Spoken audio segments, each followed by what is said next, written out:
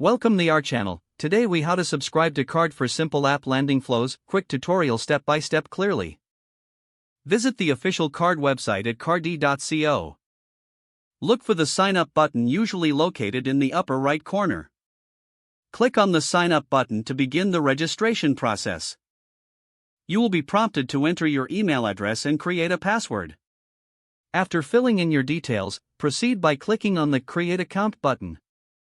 Check your email for a confirmation message from Carrd.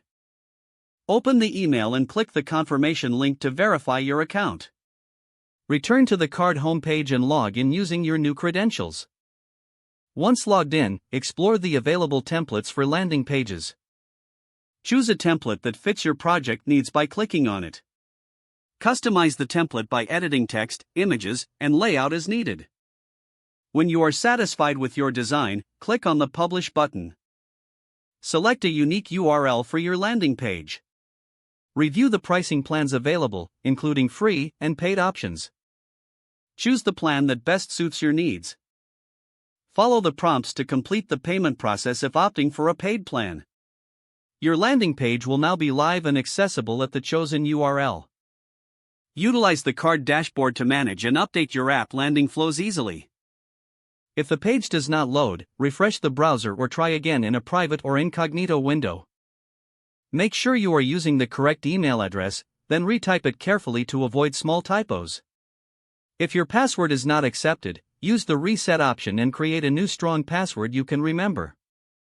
Check your spam folder for verification or security emails, then complete any requested confirmation steps.